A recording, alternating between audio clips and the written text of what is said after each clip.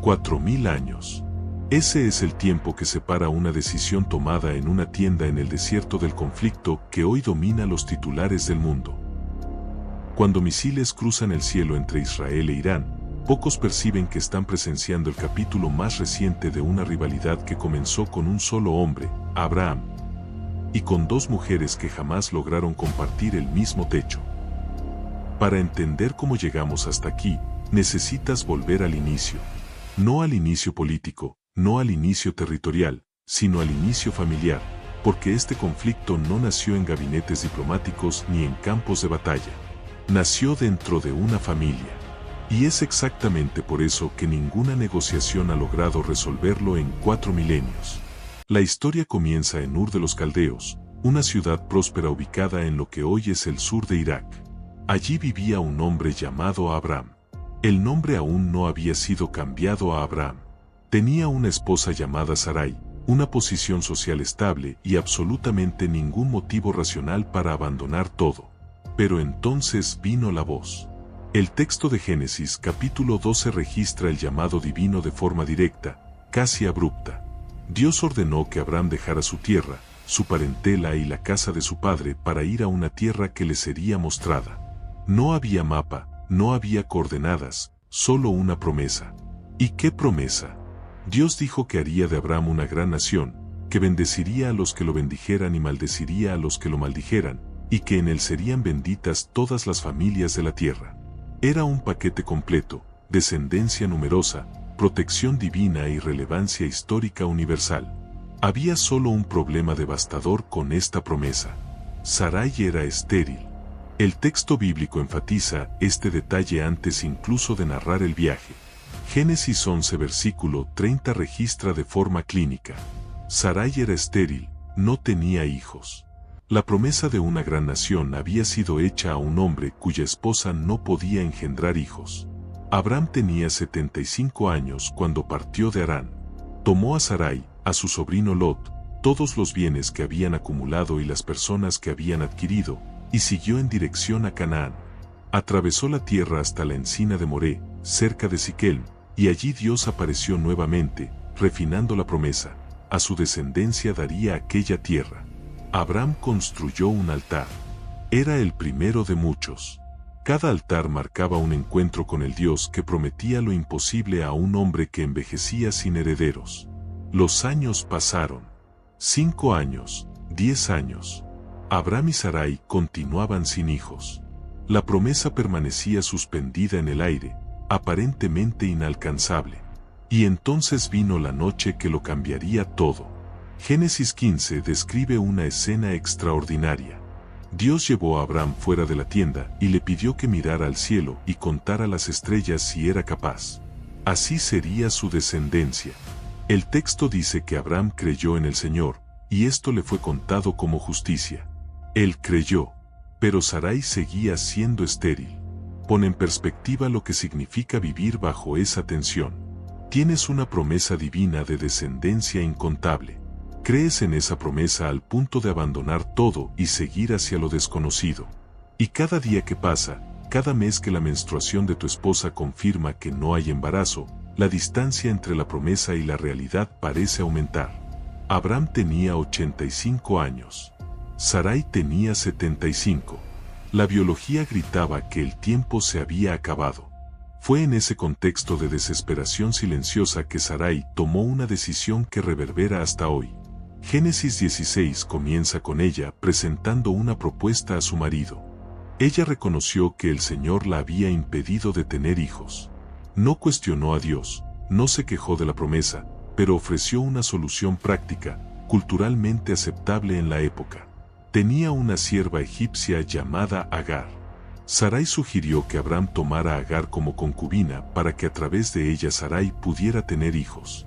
Era una práctica común en el antiguo Oriente Medio. El Código de Hammurabi, escrito algunos siglos antes, ya regulaba este tipo de arreglo. Una esposa estéril podía ofrecer a su sierva al marido y los hijos nacidos serían legalmente considerados hijos de la esposa. El texto dice solamente que Abraham atendió a la voz de Sarai. No hay registro de oración, consulta divina o cuestionamiento. Después de 10 años viviendo en Canaán, esperando el cumplimiento de la promesa, Abraham aceptó la solución humana para un problema que Dios había prometido resolver de forma divina. Sarai tomó a Agar, su sierva egipcia, y se la dio por mujer a Abraham. Una frase corta para describir el momento que dividiría la historia. Agar concibió rápidamente y aquí comenzó el primer conflicto. El texto es brutalmente honesto sobre la dinámica que se instaló. Cuando Agar percibió que estaba embarazada, comenzó a mirar a su señora con desprecio. La sierva que llevaba en el vientre al heredero del patriarca no pudo esconder lo que sentía por la mujer que continuaba estéril. Y Sarai, que había orquestado todo el arreglo, no soportó la mirada de su propia sierva. Sarai confrontó a Abraham. El agravio que ella sufría era culpa de él, dijo. Ella había entregado a su sierva en sus brazos y ahora era despreciada por esa misma sierva. Que el Señor juzgara entre los dos. Era una acusación pesada, cargada de resentimiento y arrepentimiento. Abraham respondió devolviendo la responsabilidad. Agar era sierva de Sarai. Estaba en sus manos. Que hiciera lo que bien le pareciera. Lo que Sarai hizo fue afligir a Agar. El texto hebreo usa una palabra fuerte, la misma usada para describir la opresión de los egipcios sobre los israelitas generaciones después. Sarai trató a su sierva embarazada con tal dureza que Agar huyó. Una mujer egipcia, sola, embarazada, atravesando el desierto en dirección a su tierra natal. Era prácticamente una sentencia de muerte. Pero Agar no estaba sola. El ángel del Señor la encontró junto a una fuente en el desierto, en el camino de Sur. Y allí sucedió algo extraordinario. Agar se convirtió en la primera persona en la Biblia en recibir la visita del ángel del Señor. La primera a quien Dios envió un mensajero celestial personalmente. Y era una sierva egipcia fugitiva. El ángel preguntó de dónde venía y hacia dónde iba. Agar respondió con honestidad devastadora. Huía de la presencia de su señora. El ángel, entonces, dio una orden difícil. Ella debería volver y someterse a la autoridad de Sarai. Pero junto con la orden vino una promesa. El ángel dijo que multiplicaría grandemente la descendencia de Agar al punto de no poder ser contada. El hijo que ella llevaba debería llamarse Ismael, porque el Señor había oído su aflicción. Observa la dimensión de esta promesa. Era casi idéntica a la promesa hecha a Abraham. Descendencia incontable, multiplicación grandiosa. Dios estaba prometiendo a la sierva egipcia algo muy parecido a lo que había prometido al patriarca hebreo. Dos pueblos numerosos nacerían del mismo origen. Pero el ángel añadió una descripción profética sobre Ismael que resuena a través de los milenios. Él sería un hombre salvaje, un asno montés entre los hombres. Su mano sería contra todos, y la mano de todos sería contra él, y habitaría en presencia de todos sus hermanos. Era una profecía de conflicto perpetuo. El niño que aún no había nacido ya tenía su destino trazado como alguien que viviría en tensión constante con los que lo rodeaban. Agar volvió, se sometió a Sarai, y dio a luz un hijo a quien Abraham llamó Ismael. El patriarca tenía 86 años. Finalmente tenía un heredero. Durante 13 años, Ismael fue el único hijo de Abraham. Creció en la tienda del padre, aprendió los caminos del patriarca, asumió el papel de primogénito. Para todos los efectos prácticos, era él quien heredaría las promesas. Entonces Dios apareció nuevamente. Abraham tenía 99 años cuando el Señor se manifestó y estableció una alianza formal.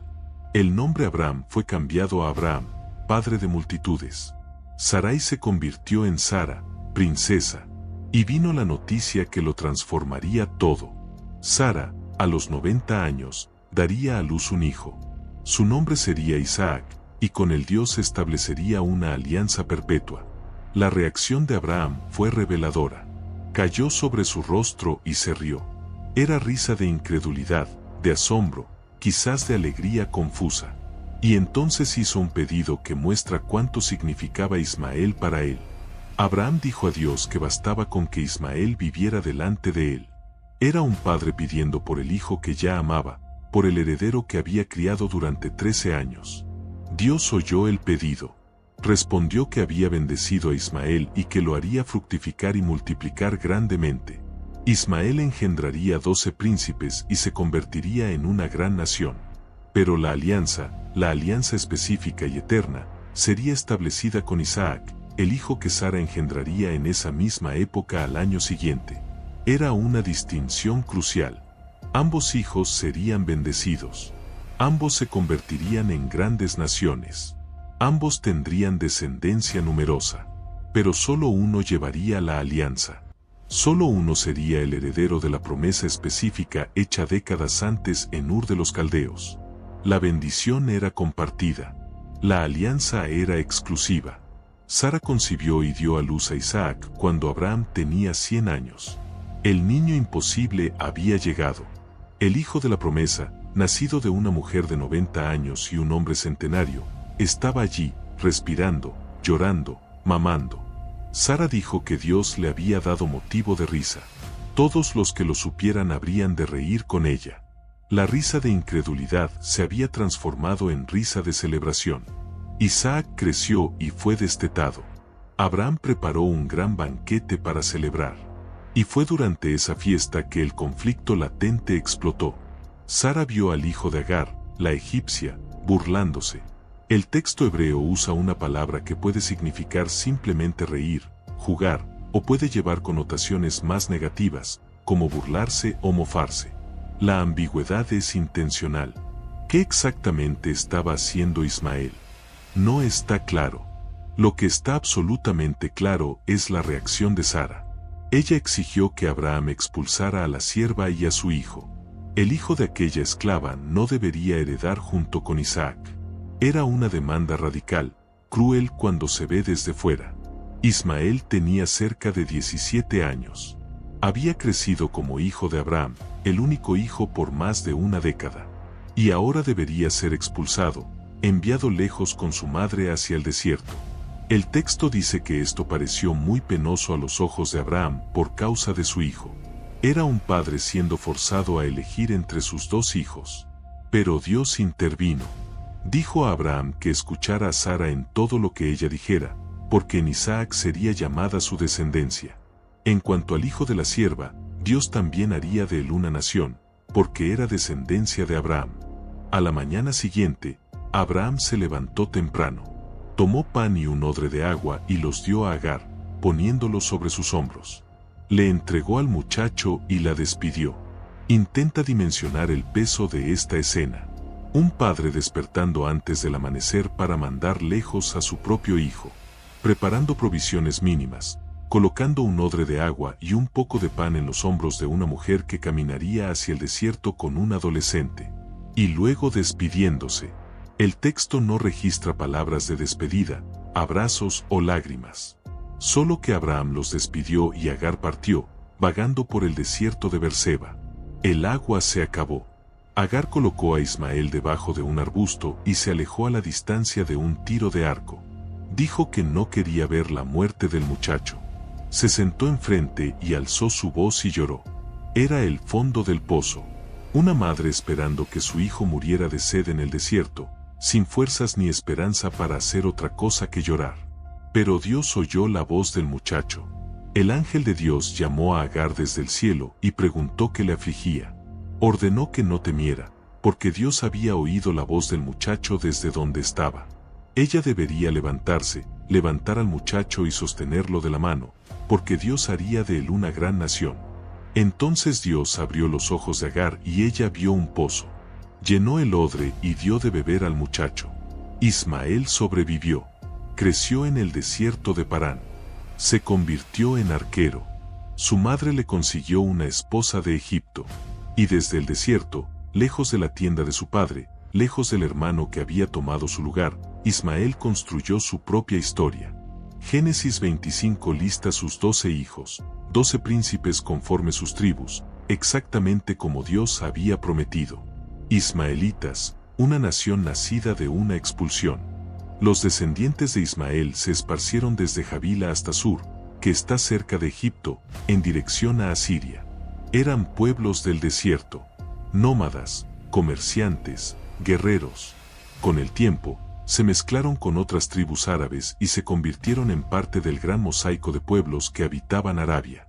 La tradición islámica, surgida más de 2000 años después, identifica a Ismael como ancestro de Mahoma y de los árabes en general. Es una conexión que millones de personas sostienen hasta hoy. Los descendientes de Isaac siguieron otro camino. Isaac engendró a Jacob, y Jacob, después de una noche de lucha con un ser celestial, recibió el nombre de Israel. Sus 12 hijos se convirtieron en las 12 tribus de Israel. Esclavitud en Egipto, éxodo, conquista de Canaán, monarquía, división, exilio, retorno. La historia de los hijos de Isaac es la historia de Israel, el pueblo y, eventualmente, la nación. ¿Pero dónde entra Irán en esta historia? La conexión no es directa como la de Ismael con los árabes. Los persas, ancestros de los iraníes modernos, no descienden de Ismael según los registros bíblicos o históricos. Los persas eran un pueblo indoeuropeo, étnicamente distinto de los semitas que descendían de Abraham. Entonces, ¿cómo un conflicto que comenzó entre hijos de Abraham se convirtió en un conflicto entre Israel e Irán? La respuesta está en capas de historia superpuestas. Los persas entraron en la narrativa bíblica de forma dramática cuando Ciro el Grande conquistó Babilonia en 539 a.C. Fue Ciro quien permitió que los judíos exiliados regresaran a Jerusalén y reconstruyeran el templo. El libro de Esdras registra el decreto de Ciro en detalle. Isaías capítulo 45 llega a llamar a Ciro ungido del Señor. Un honor extraordinario para un rey pagano. En ese momento de la historia, persas y judíos eran aliados. La tensión surgió gradualmente.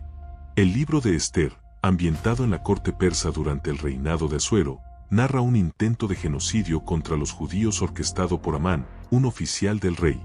La historia termina con la salvación de los judíos y el castigo de sus enemigos. Pero revela que incluso en periodos de aparente paz, corrientes subterráneas de hostilidad existían. Lo que transformó a Persia en Irán y aliado de los pueblos árabes contra Israel fue la conquista islámica. En el siglo VII de la Era Común, los árabes musulmanes conquistaron el imperio persa sasánida. Persia, que había sido zoroastriana por más de 1000 años, se convirtió gradualmente en musulmana. Y con la conversión vino la adopción de narrativas que identificaban a los árabes, por extensión, a Ismael, como pueblos privilegiados en la historia sagrada. La Revolución Islámica de 1979 completó la transformación. Irán se convirtió en una república teocrática que adoptó oficialmente la causa palestina y la oposición a Israel como pilares de su política exterior. Ya no era solo una cuestión étnica o histórica, era ideológica y religiosa. El Irán moderno, aunque no es árabe, aunque no desciende biológicamente de Ismael, se había posicionado como líder del mundo islámico en su oposición al Estado judío. Considera la ironía de esta configuración. Un pueblo que no desciende de Abraham se convirtió en el principal antagonista de otro pueblo que sí desciende. Pero al adoptar la narrativa islámica, Irán heredó también la tensión original. Ismael versus Isaac. El hijo de la sierva versus el hijo de la promesa. La herida de 4000 años. Hay quienes argumentan que esta interpretación simplifica demasiado la geopolítica moderna. Y hay verdad en eso. El conflicto entre Israel e Irán involucra petróleo, influencia regional, programas nucleares, disputas por intermediarios a través de grupos como Hezbollah y Hamas. No se puede reducir todo a una pelea familiar de 4 milenios atrás. Pero tampoco se puede ignorar el sustrato. Cuando líderes iraníes hablan de eliminar a Israel del mapa, cuando líderes israelíes describen a Irán como amenaza existencial, hay algo más profundo en operación que mero cálculo estratégico. Hay una memoria colectiva, una narrativa de pertenencia y exclusión que trasciende la política inmediata. Las historias que los pueblos cuentan sobre sí mismos importan. Y las historias de israelíes e iraníes, por caminos diferentes, remiten a la misma tienda en el desierto. El texto bíblico registra un último encuentro entre los dos hijos de Abraham. Fue en el funeral del padre. Génesis 25 versículo 9 dice que Isaac e Ismael, sus hijos, los sepultaron en la cueva de Macpela, en el campo de Efrón hijo de Zoar el Eteo, frente a Mamre. Allí fue sepultado Abraham con Sara su mujer. Los dos hermanos, separados hacía décadas, se reunieron ante el cuerpo del Padre que ambos habían amado y por quien ambos habían sido amados. No hay registro de palabras intercambiadas, reconciliación o renovación de lazos. Solo dos hombres cumpliendo el deber de sepultar al Padre. Y después, silencio. Ismael murió a los 137 años. Sus descendientes se establecieron desde Javila hasta Sur. Los descendientes de Isaac continuaron en Canaán. Dos pueblos, dos historias, un ancestro común. Los arqueólogos todavía debaten la historicidad exacta de estas narrativas.